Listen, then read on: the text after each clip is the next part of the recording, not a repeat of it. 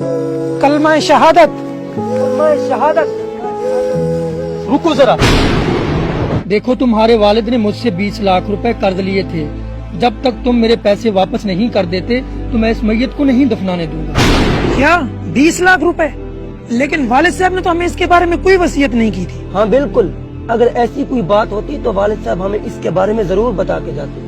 मुझे नहीं पता तुम्हारे वालिद साहब ने तुम्हें बताया था या नहीं बताया था, लेकिन उन्होंने मेरे पैसे देने थे।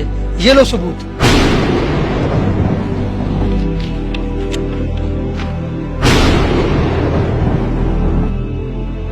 क्या इतने पैसे हम कहाँ से लाएंगे?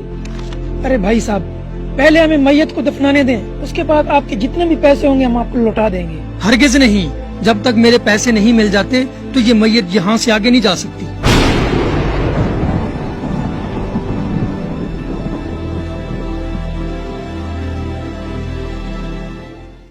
भाई अब हम 20 लाख कहाँ से लाएंगे? मुझे नहीं लगता कि हम इतने पैसे इकट्ठे कर पाएंगे। भाई पापा ने जो हमारे नाम पे कुछ जमीन की थी वो तो आपके पास है ना, उसको बेच के पैसे अदा कर देते हैं। बेटा तुम सब मेरे पास आओ। जी बाबा। बेटा देखें, जिंदगी का कोई पता नहीं। मेरे पास टोटल 20 मुरब्बा जमीन है और आपकी एक बहन भी है। मैं चाहता हूँ कि अपनी उस जमीन को अपने बेटों में बराबर बराबर तकसीम कर दूं।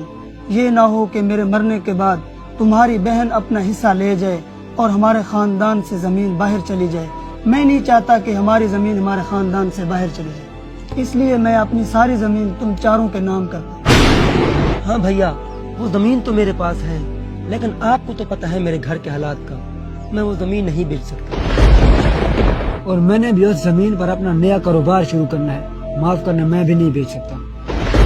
जमीन तो मैं भी नहीं बेच सकता, लेकिन क्या करें, इसके पैसे तो देने हैं ना। जो भी करना है जल्दी करो, पूरे गांव में बात फैल चुकी है। ये ले भाई साहब, जेवर और घर की चाबी। मेहरबानी करके अब इस मैयत को दफनाने दें। अरे ये कौन है?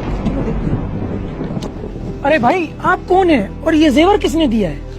ये जेवर और घर की चाबी मैयत की बेटी ने दी है और साथ में ये खत भी दिया है। ये लो खत और इसको पढ़ो।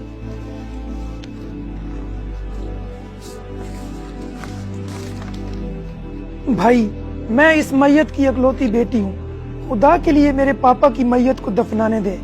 आप मेरे जेवर और घर की चाबी रख लें, बाकी के पैसे भी दे दूंगी, चाहे उसके लिए मुझे अपने बच्चे ही क्यों ना बेचना पड़े। लेकिन खुदा के लिए मेरे पापा को यूं बाहर मत पड़ा रहने दे, प्लीज। माफ करना भाई, मैंने आपके वालिद से पैसे लेने नहीं बल्कि देने थे।